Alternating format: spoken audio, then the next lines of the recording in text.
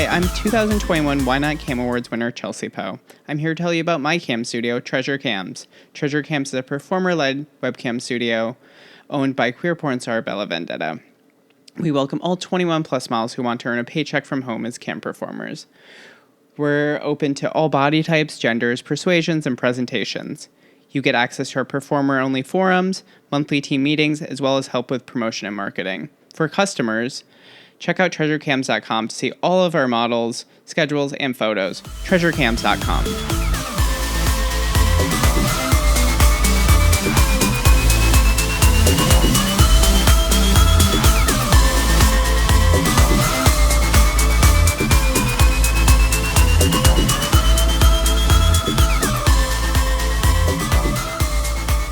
Hello, everyone. Welcome to the Performers Pod.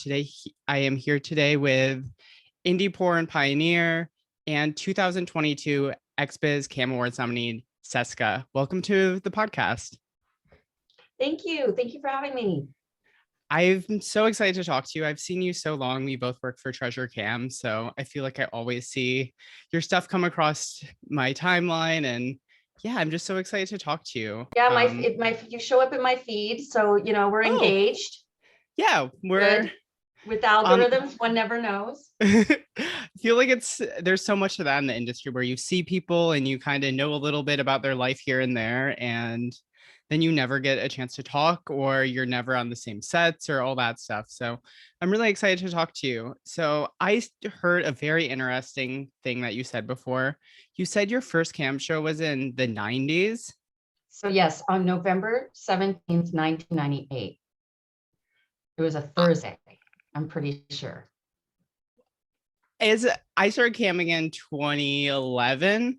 So even that, I felt like cam was still very much still not fully what it is now. Like, what was that even then? I'm just so interested. So then there were no networks. The websites themselves were just broadcasting to the members. So it was a membership situation. I had befriended Carol Cox, who's one of the very, very, very first models. I put in air quotes because she's very much a very sexually exhibitionist, but complete introvert in personal life, but exhibitionally sexual. Anyway, so she was this very ordinary woman who started this, was selling the VHS tapes. That's how she started. With a website. And then she happened to live in the town I lived in, Montreal, and she would do bar meets. She had just given birth. She was now finally ready to go out again after a few months of maternity. And I got to meet her and we became fast friends. And she said, maybe you should start your own website. I was like, maybe I should. And then I said, I will. And she goes, well, why don't you come out on this cam show that I do? And so that was the first one. And it was, I can't remember the amount of I would have to go look in my archives, but it was either 3-minute refresh or 1 minute refresh, but it was minutes.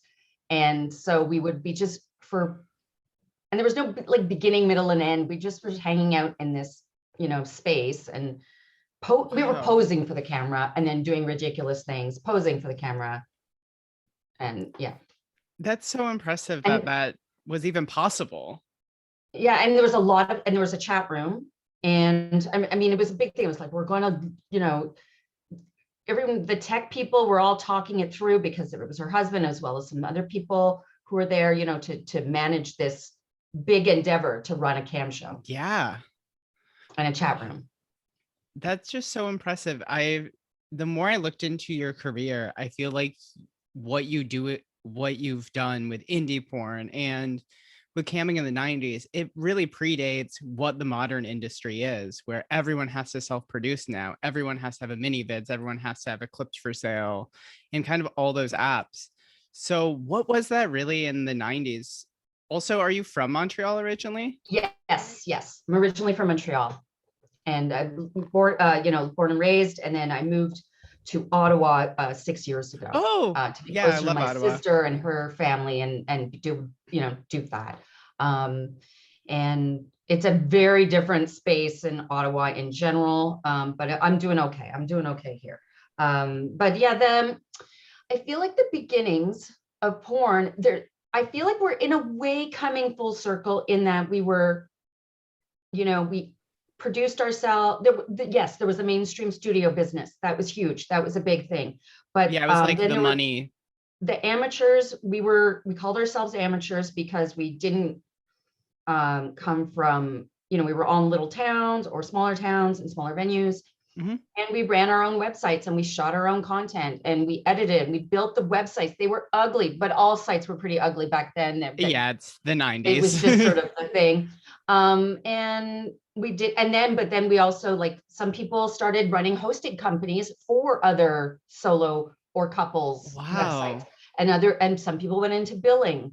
And so there's still some people who are out there in the world who got to start, their wife was like some TNA, sort of, not everyone did porn. A lot of people also did, just like, pretty girl stuff. So yeah, we were all doing our own thing and we were all creating the tools to do things, to do the camming, to do all of the streaming, wasn't called streaming because there was no high speed then, but it was all, we did our own thing. And we also did our own marketing and traffic exchange. So let's say you had your website and I had my website. And we go, especially back then I had brown hair with the bangs. So I go, you know what? My fans might like your fans. Okay. Then we had these friends pages that were thumbnails and we would just put the picture and you put your friends page. And then you were going, well, you're sending me this much traffic. So I'm going to put you here. So we'll send each other about the same amount of traffic. And there was a lot of talking. It was, I would say, like, really kind of chill about it, respectful, just kind of a little community traffic generation. Was this all over North America, or was this just mostly on the East Montreal, Coast? we had quite a few at one point. We had like a bubble of like a dozen people, but that's a lot if you start doing the combinations of people shooting together. And then there would be like some little sort of studios based out of Carol, because Carol's company became quite big. She had quite a big studio, still shooting very girl next door, wife next door, milfy things. Yeah, wholesome. And then, but there was some people, there was a porn audition studio and that kind of thing. And then there was a lot of people in Kansas City. Interesting. Not swingers. There were like, well, there's one couple, they start a website, then they meet some swingers in their town. They're like, you should have a website. And then a lot in Florida. I would say I could see that. That was the thing. And then there was probably people who would have to travel. Like one couple, like just a couple were in Las Vegas, and now Las Vegas is like a whole other thing. It's so crazy. I mean, even in the last 10 years, Vegas went from, there's AVN there, maybe one or two people live there, to really being the hub if you want to be a porn performer now. That's where you go. So what kind of got you into doing porn? So I'm in my 20s, mid-20s. I'm working in education. I'm not a teacher, but I work in schools and after school programs and things like that. My partner at the time, he later became my husband, and we did most of the late 90s to 2000s porn together, and from like all the different aspects. Anyways, he was working in a statistics firm, so he's not doing very interesting work. I'm starting to burn out because I'm doing all this contract work, and sometimes it's like, in the afternoon, sometimes I'm seeing a private student till like 11 at night. So I'm burning out. Yeah, that's it's not me. And there's also a ceiling of like how much money and how many hours you can make. And so it's getting depressing. But we're like kind of like looking to be swingery and kinky and fetishy. And back then, so the internet is like just started having these like listservs and bulletin boards. And there was this site called Alternative Montreal that had like all the listing of like either like saunas and those sorts of places, but also the fetish nights. And I'm start going to the fetish nights and I'm like, this is fun. And it's so showy and it's fun. And I'm such a nerd. Always been interested in sex, but not very sexually active, just active in the head. Very, it's always on the mind. And I was like, I think I want to live out my fantasies. We decide to open up our relationship. And then I meet Carol. And then I was like, oh my gosh, this is interesting. And they're making good money. And so we're like, do you think but we know that it's going to be a thing where if I start doing this, there's no coming back. I won't be able to teach again. And I feel like that got even worse, you know. Luckily I was able to quit within 3 months. Had a tiny overlap of doing the porn site, and I finished out my contract, and then I was fine.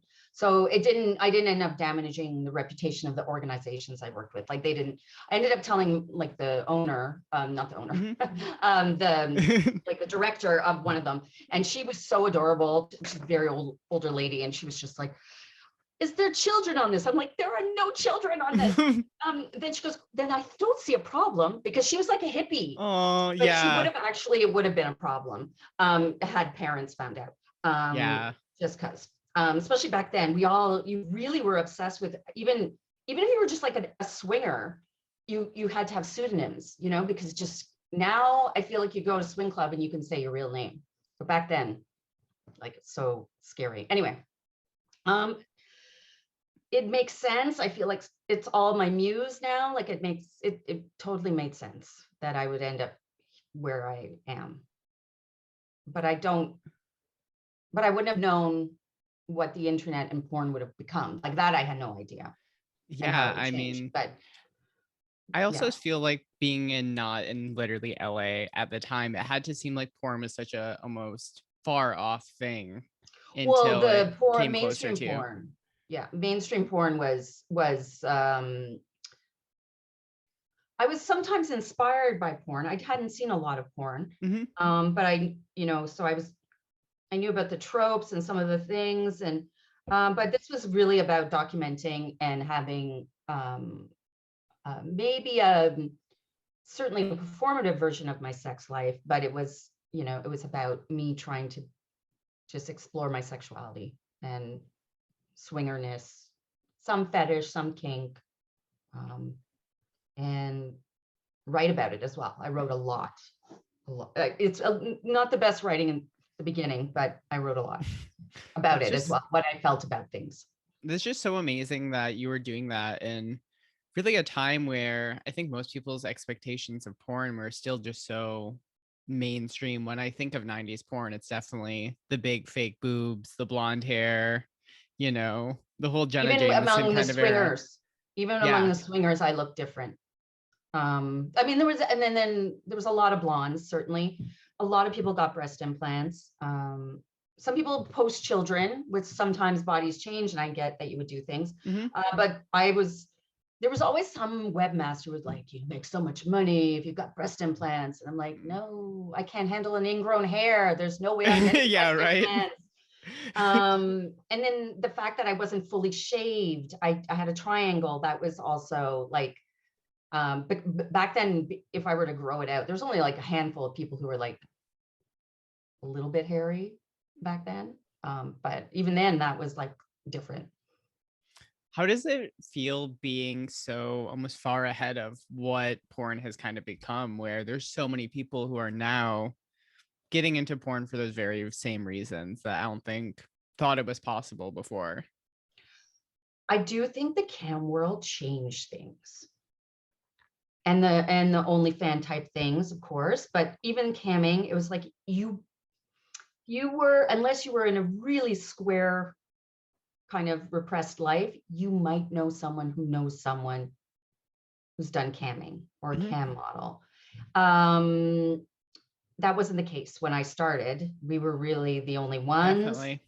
And we ended up just being friends with each other because I joined a running group, and I was just like, I can't talk about my life, but I wanted to hear what like women my age were talking about. And how was that? I mean, some of it was okay. It was interesting because you would think I would have more body image issues, and I had less. I had some, certainly. One of the things that I think a lot of people can understand when you're a performer, you can't really change.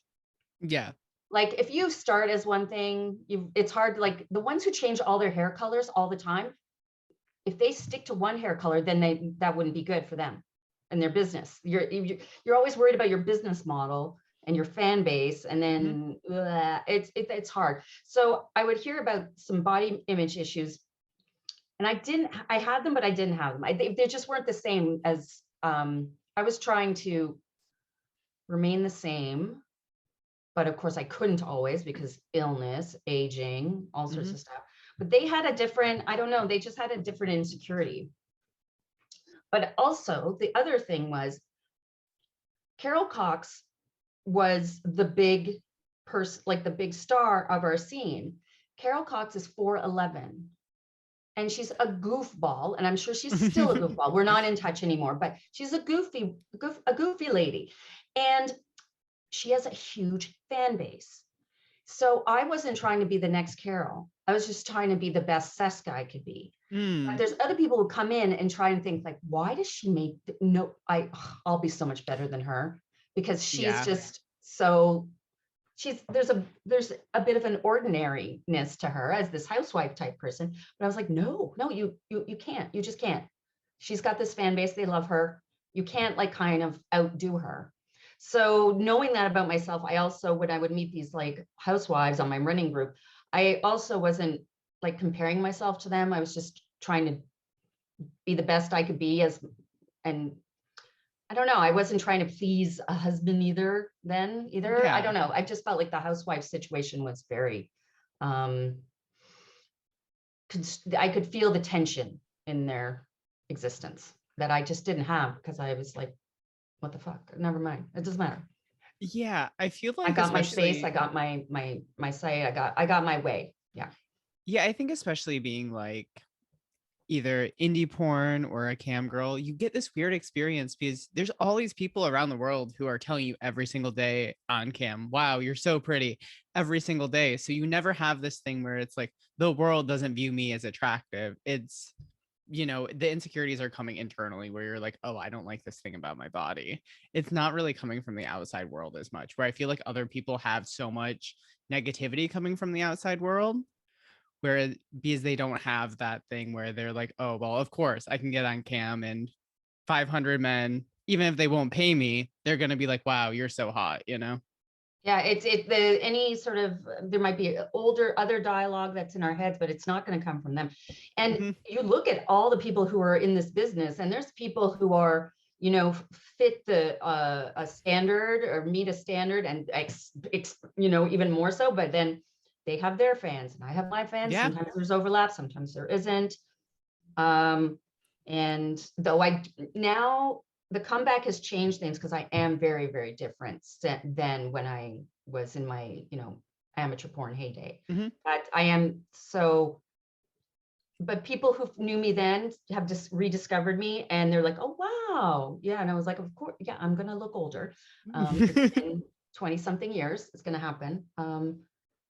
But there was at the beginning, I was like, do I have to look like I used to? I did question it a little bit, but it was not much I can do about it, you know. Yeah, I think you look Nor great. do I want to. The gray is amazing. Also, that's like so hip and cool now in indie porn anyway to dye your hair gray. So honestly, at first when I first saw you, I was like, oh, is that on purpose? Or are they older? Or so at first I was like, oh, are they like a 30-year-old cam model or something? No, yeah, this is it. That's what I had, so much gray, and I had it like in my 20, like around 25. And then so in my 40s, I retired from like the porn site. I ran it but like posting old pics. It wasn't really monetized. I kind of slowed down and everything. And I also was just like, I want to see what it's like to look different. And so I shaved my head or buzzed it off. I had just like a little bit. And then I kept it short but dark and kind of looked like a Winona Ryder type of buzz. Then it was like, no, let's stop dyeing it. And then this came out and I was like, this is great. And now I'd save so much time and money. So, yeah, and it it's looks fun great to have. Yeah. Yeah, definitely. I feel like it's definitely very in right now too. So and so it is funny because I do get a lot of comments on my hair in the cam shows, but it's always quite charming. But now I have found, and I didn't know this, but and now that I'm 51, I'm in not the MILF category, I'm in the GILF category. I'm a granny, like according to porn. Yeah. And I haven't, I don't get that one. I'm not there, but that's because I'm not really a mom. So in my head, I could never be a grandmother because I'm not a mother. So when people call me a grandmother, now I've gotten used to it. But first I was like, what? Oh, because I'm older. Okay, yeah. That's what it is. And now I roll with it. But first I was like, I wasn't offended, but I was completely confused. Yeah, I can see how that would happen. Be like, wait, really? Are you sure? And be like, oh, okay, it's fine. And it's just like, everyone is also like, there's so many people who delay having children for various reasons. And so there's not that many 51-year-old grandmothers that I know of. So there's that. So I feel like porn's gonna have to change again. Yeah, they're gonna have to get, up to date, catch up. I'm hoping it's going to. That's the one thing about content trade that gives me hope, because it's all the performers themselves. That's not some studio trying to figure out what to call you or what category to put you in, that it's actually you. It's like the one thing that really gives me hope about porn right now. Yeah, and then that you could do a little bit of something else, one thing and not another. Mm-hmm. You don't necessarily have to do, I don't know, like the MILF one, because I went and listened to various interviews with some different people, not necessarily in my category, but in some of the other ones for that XBiz Awards. Mm-hmm. And I happened across some podcasts or interviews, and the whole stepmother thing, I feel like it's not, it's going down, it's going away. Yeah, not going away. I think Or maybe it's just not as hot. And I'm happy for that, because I feel like there's so many ways to make things taboo and dirty without having to go there. Yeah, it's always like, I've been in a few movies like that where it's like, oh, I'm fucking my like stepsister or something, or like, I feel like was like the thing in the 2010s that was like, okay, we're gonna start fucking our steps. It goes, I just feel like I don't tend to use turn off, but I find it boring. I think at first when I got like my first script with it, I was like, wow, this is crazy. This is so taboo. And then like a few years later, I feel like it's every single porn where it's like, my TS stepdaughter, number 7 or whatever. It's just like, you know what, it ends up being like pizza. It ends up being like the pizza guy, like you're doing the delivery guy. I mean, it's just like everyone's done the delivery guy. Okay. Now everyone's done their step siblings. So this is the one I like doing mother-in-law. That's a good one. That can happen. I haven't had it happen, but I want to do, because even though I'm my age, I could have people who are older come in as my customers in cam and be my father-in-law. I haven't done that. And I find that one, like, I'm wondering like all the different ways we could do that. Like, do I hate my husband? Do I love my husband? Is it because he's, like, who's this father-in-law? And the same thing with the mother-in-law. Like, do I love my daughter and I feel really bad cheating, with her husband? Or do I hate her? Am I jealous of her? Like, I go deep. Yeah, you're like going into like the full emotional dynamics of the situation. I want to know, in the character's head. Why? And how do I feel about it? Because I do think a hate fuck is fun. Oh, especially definitely. In a fantasy. Also, like actual scenes where you get paired up with someone who you might have had some industry beef with. That's always fun, because you're always like, oh, I'm gonna do this and this and this, and then sometimes that works. Oh my gosh, that's where I'm glad I'm camming now. So I only have, there is something amazing working with a peer, right? Yeah.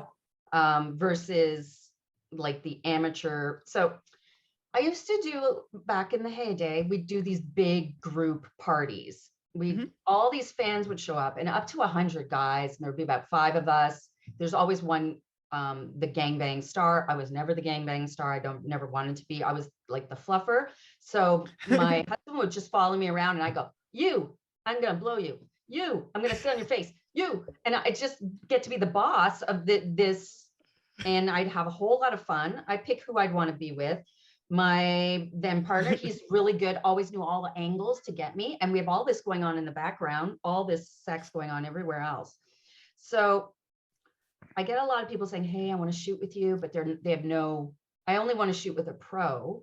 Yeah, for sure. Or my peer. So they just understand that there's so much start and stop. Angles are weird. Then we got to redo it, but now for video or for pictures. And as I used to say I was like, you don't decide when to come. My husband decides when to come, and I tell you where, because and it's based on my content. Like, it's not where you don't get.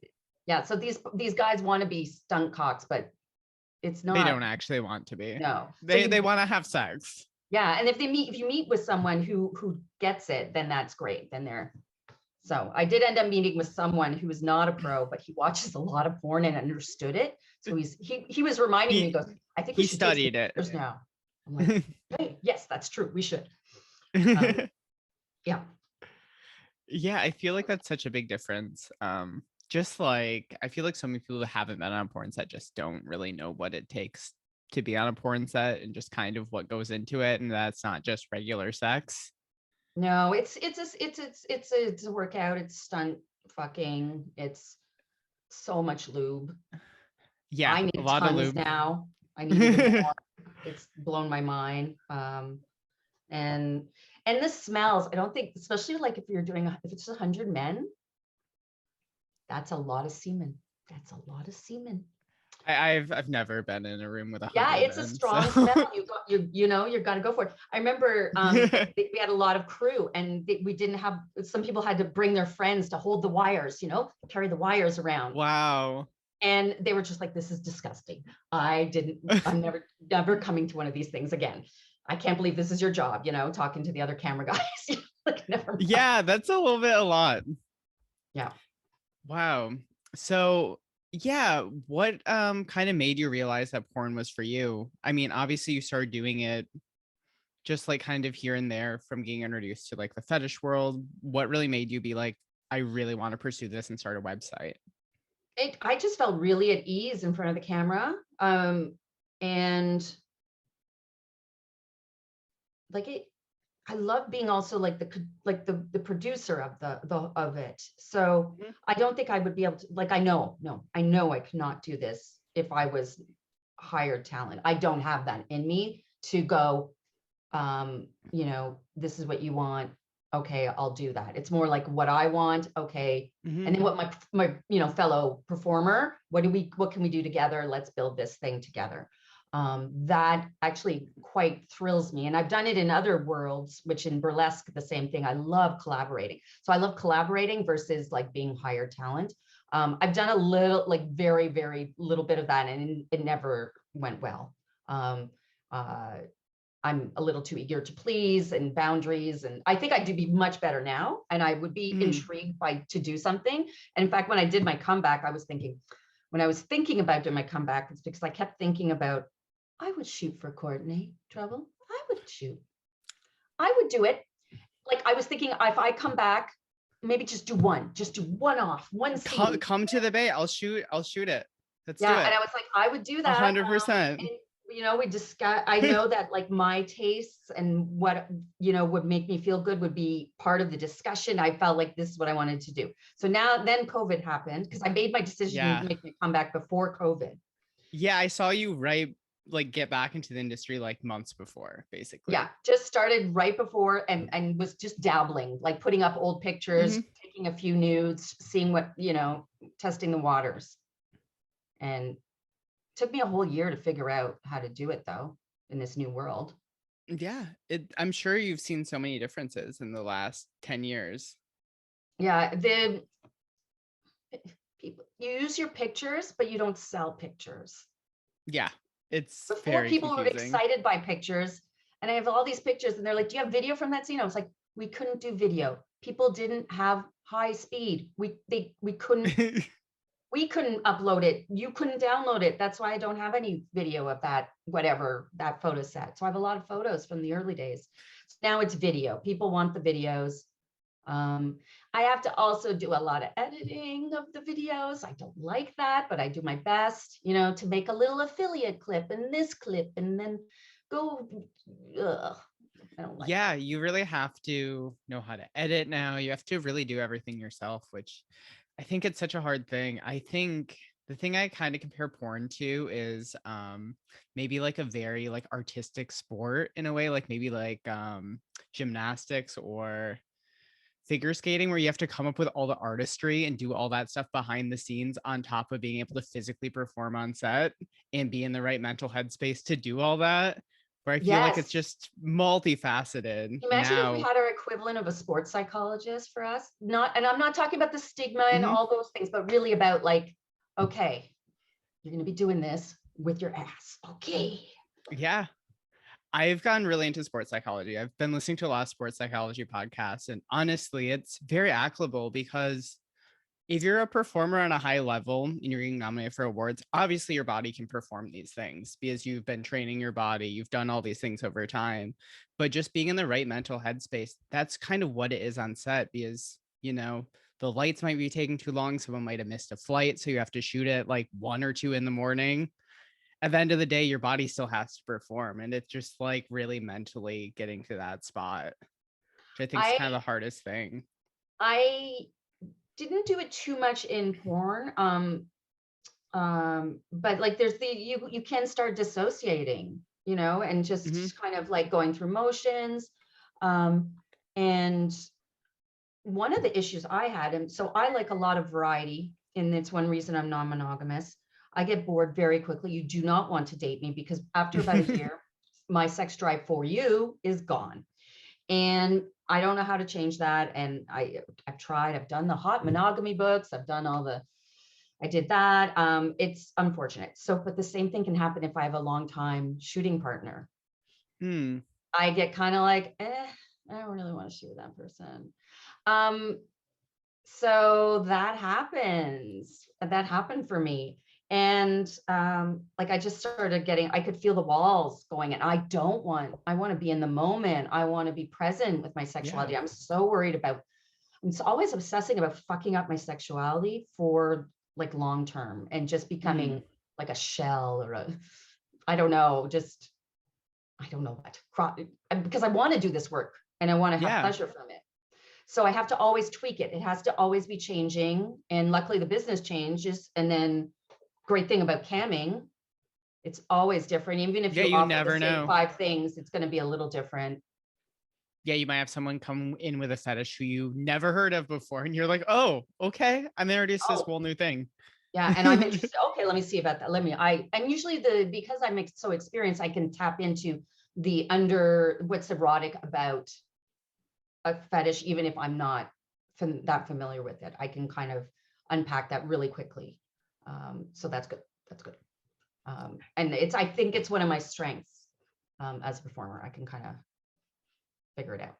Yeah, I feel like just being a performer, you really have to have an accessible knowledge of your actual sexuality and really know it inside and out. And I feel like that's such an underappreciated thing that we have that I don't think most people who think about porn realize because they just think, "Oh, you're just having sex on set. It's easy as that." And you really have to know yourself, even the parts of your sexuality that you're like, "Oh, I didn't know I was into that." Then you have to have like like for me, I think I'm like a curious person. So I'm Hmm. curious about my own. And I found that actually during the whole COVID thing, because I did everything by myself, and it was the longest partnered celibacy I've ever had in my life. Um, since starting having sex at 18. Yeah, it was the longest. And I just got like into me. I got really into me. I discovered things about myself that me now, like Hmm. obviously, just at this age with this body that's changed because I went through the change. So when you came back into porn, what kind of were your expectations? Because leaving for 10 years, I mean, basically that was my entire career. I came in like around 2011 and then So um much went down that time. yeah. So during that time, was still in the sex industry. Uh, it was non-criminalized in Canada. I don't know what I'm allowed to say on this podcast. Oh no, I mean honestly, it varies so much from every country to country Okay, because yeah. So depending on I was laws. doing in person. Mhm. Internet was really porn was horrible in 2008, and so I was like, oh, things were going down, and I had lots billing companies twice, right? Courtney will remember this, and Bella will as well. We all struggled with our billing companies. So I was just like, do I do in person? I was in the sex worker activism. I knew a ton of strippers and escorts, and I knew I couldn't strip. Like, stripping was not going to happen. Yeah, same. That feel is you. a hustle that I cannot do. I'm one of those dance. people like, you don't want to dance for me? Okay, whatever. You know, then I'll just go sit here. Like, I don't think I could do that in-person charm that is required. I also don't think my body could have handled that kind of, it's a very, very strenuous thing. Intense. So I was like, okay, do you think I could do escorting? So I was like, well, I'll try it. And I liked it. It was good. I really was worried I wasn't gonna like connect with the men. But I was able to find ways. I mean, I won't, but I don't think I was that good at it now in retrospect. I did my best. But I mean, it's a hustle as well. Like, you have to have so many clients, it's scheduling, marketing. And then of course we had, Canada did end up decriminalizing, and then a new law came in that was worse than, like, we were briefly decriminalized, or the law was like, was unconstitutional. And then a new worse law came in play. So then I didn't like, and it was really hard. It made it much more dangerous. And I was like, I'm out. So I went and worked at a restaurant. I did that for a year. I worked at a sex shop for a couple of years, and I was making like just minimum wage type stuff. And it's really hard with my resume to get other work. And I didn't know how, but part of me kind of wanted to get out of the industry. But then spending 2 years away, 2.5, 3, I was like, no, I need my people. I don't feel it at home here. Even in the sex shop, I didn't feel like, I thought I did good work because I was the older person in the sex shop. I got all the cancer patients and all the older women and coming in with dry vaginas going, help, help. And I was the older person who could help them because I had some knowledge anyway. So it was rewarding on the truth. But I wasn't happy. So then I started having those dreams. Like I said, I was like dreaming about getting back, going back. And I was like, okay, I think I need to do this. I got to find a way. And I have all this content. I'm going to do it. So I hired Courtney for a consultation to say, what is out there? What? Oh, really? That's so great. Oh, yeah, I was going to, I paid. And I knew, like, I was like, I see Courtney on Twitter doing things. So I was like, yeah. And then, I did pretty okay with OnlyFans, but they kept changing and it was glitchy and it was frustrating. And I still had all of my old content was in a website that I got a tiny bit of money from. And then I was like, maybe I need to reboot this whole thing. So I contacted. So that's with my site, my pay site partner, part of Stunner Media. This guy, Kenny, runs it. I've known Kenny since 99. So, oh, wow. So I'm like, Kenny, I think I want to start. He goes, okay, we're gonna work on a website for you. We're gonna relaunch it. So I didn't create all the nice, any of it. I do update it, and I'm the one who does all this, the content management system. But now I'm part of a network, and I don't have to do all the webmastering like that detail. That's stuff. great. No more code. There's no code. And so I did about 6 months of OnlyFans, and I tried a few of the different fan sites, but they kept changing. Everything kept changing. And I was just like, I need some stability. So I said, bye fan sites. Let's just throw it all behind Seska.com. And when I did that, I also said, I need to cam. I need something, like, I can't just put all my eggs in one basket. Yeah. And then Bella was launching Treasure Cams, and I don't know how I know Bella. I cannot remember. I mean, I guess Massachusetts and Quebec isn't that far away. Never met. Really? I feel like with something with NoFo, Courtney's NoFo, like it somehow we knew each other. Yeah, Bella's very involved with Trouble Films, and we've done a few films. Yeah, there was some of like I must have had been on maybe some sort of indie message list at some point. Who knows? Anyhow, and then I was like, I think I want to do this. And Bella said, I had been thinking you should do it. And I was like, okay, great. Okay, that's great. So I did, then I started camming. So it's a great compliment doing both of them. And the main reason though, obviously I wanted to earn a living. like give it one more shot to make some good money before I retire, like, because I'm 70 and probably just need to retire at 70 or thereabouts. I was like, what does it look like to be 50 years old and making independent porn? What does that look like? Who's doing that? I'm sure there's other people doing it, but there's no one like me doing it. So no one with my history doing it. Mhm. There's some fetish models that are still around. Nina Hartley's still around, but Nina Hartley. Yeah, exactly. And there's some people who still do some things who I knew of. So, but there's not, it's, so I was like, oh, I'm going to do it. And especially doing it, I'm doing it on my own. I don't have a husband now. I'm divorced. So it's just me.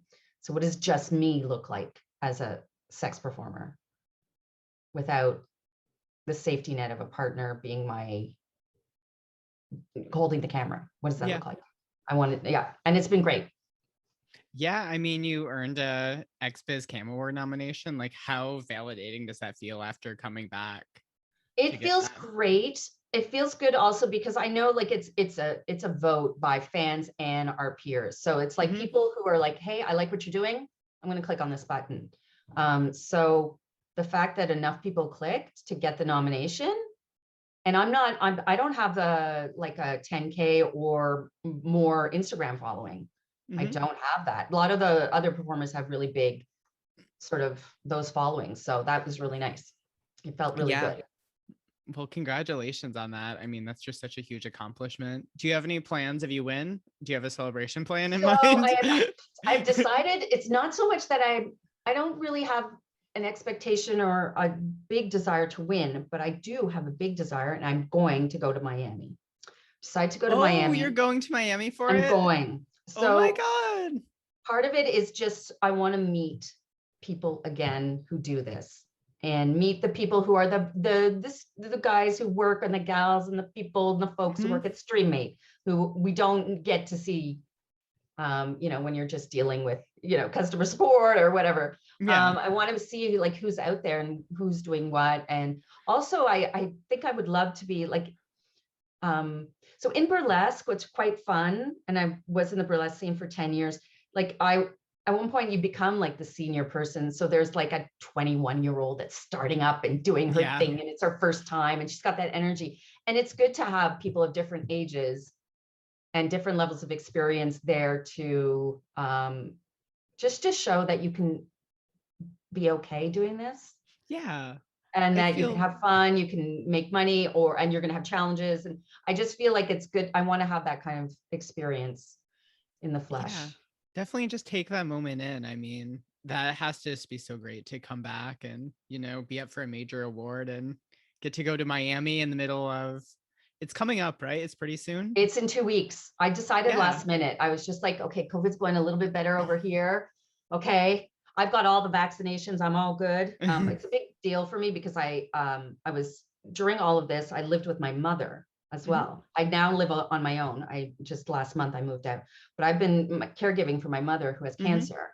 And somehow we negotiated a way, because she's also deaf. So she was like, I don't hear you, don't worry. But I'd be in my room camming, and she'd often be sleeping, but, and she, I've been through a year. And then I also got cancer during all of this, and I had to take a break from camming. But I just want to go celebrate like the summer with the sun and the ocean, and celebrate that I'm here. I mean, I feel like porn doesn't get that many narratives written about us, but like that you came back, that you're going through cancer, and that you're still getting nominated for one of the highest awards. Like, that's a real sentimental, feel-good story. Like, it feels good. Yeah. Congratulations. Like, you deserve to really take all this in. Oh, well, thank you. And my mom will not be listening to this, nor anyone who knows my mother. But my mother and I had a horrible falling out when I came out at the beginning in the early 2000s. Like, she could not wrap her head around this at all. She really thought it was my then husband that pushed me to do this. And then when we got our divorce, she was really there for me. And she said, we were buying she was helping me buy some new furniture because I was sleeping on the floor.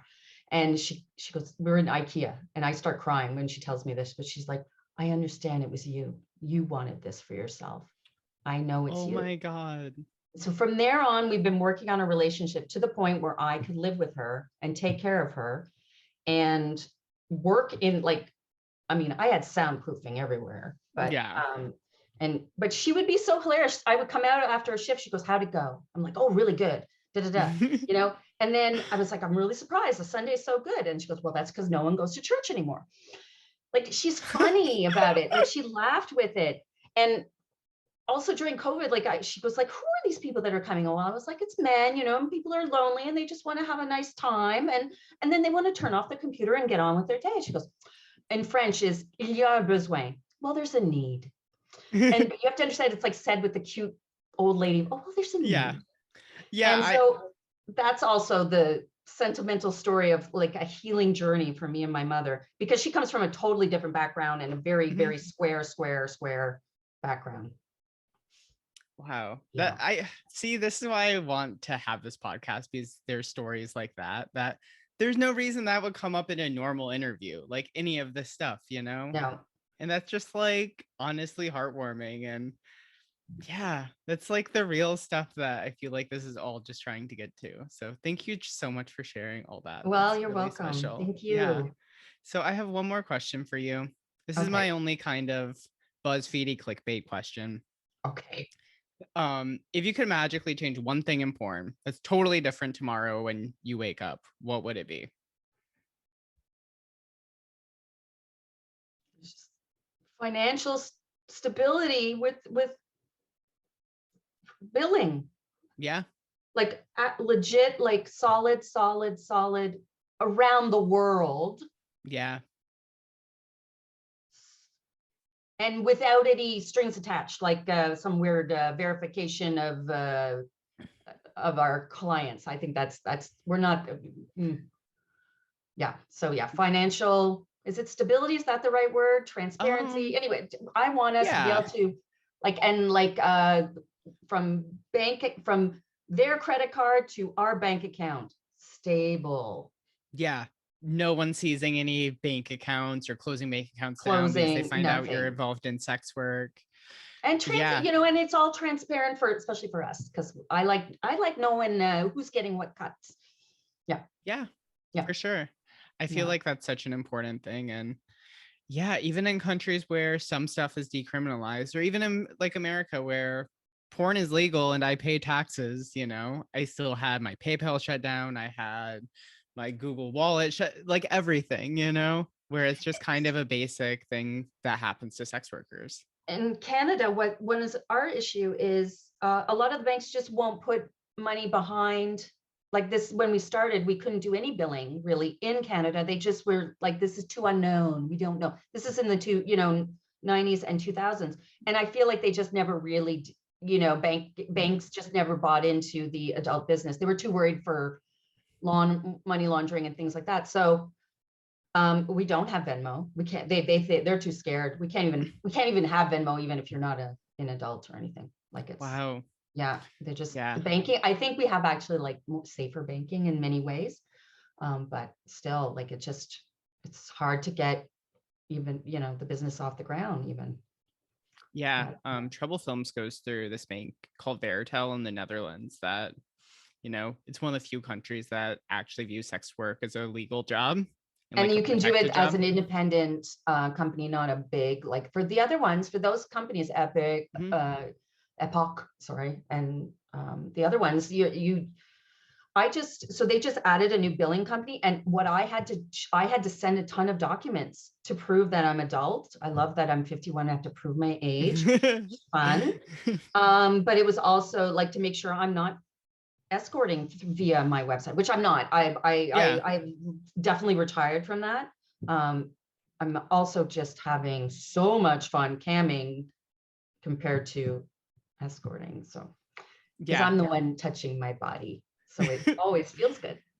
Yeah. I feel like I've been camming for a little over a decade. So it's now to me, I'm like, oh, I'm just masturbating in my studio room or my spare bedroom, as opposed to, oh, I'm giving a performance for a person, you know? Like I feel like at some Yeah, point it and the becomes thing that. The thing is, when you're doing escorting, like I remember, I would say, go slow, they go fast, they do this, they go that. Oh no, I really want to suck on your earlobe. And I'm be like, yay, but I'm not getting off today, but if someone wants to talk about sucking on my earlobe, I can be doing this and then touching that. And I have a great time.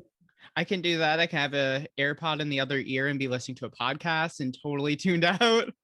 I don't think I can. Oh, that's the secret. Especially if you have longer hair, you just hide it right there. Oh, you're fine. Yeah. Multitask. Oh yeah, that's definitely how I do it. Because you're on cam for like 3 hours. You're like, well, a lot of people like also like I know for me, I cam in this position. I lean back, spread the legs, lean back, spread the legs, lean back, spread the legs. Because most people want to see the natural bush. So, and when I moved, what I realized I had all this body memory for the other location. So I was like, I am not leaning on anything over here. That no longer is a piece of furniture. So that was, again, like amusing, but it just showed that I was like really getting used to the work, but in a good way. Like it was just like, I have a flow. For me, it was flow, not like blasé, but flow. No. Well, I had such a great time talking to you. Can you tell everyone where to find you on social media? So social media, Seska on Twitter, just plain old Seska. On Instagram, I do have one that I do, I have like two. So I have Seska Lee, Lee. That one's like a little bit more personal, cat pictures, gray hair. And I do have a bit on cancer and getting older, but it tends to be just a little bit lighter. And then I have pretty girl pics on the real Seska. And then my website is seska.com. And of course I use the real Seska when I cam. That's my cam name. Best of luck at XBiz. I hope you take the moment in and really just enjoy it. Like, I will. All the success. I thrifted a dress. I'm so pleased. My God. I can't wait to see photos. I'm sure it will be all over the timeline. So thank you so much. And bye, everyone.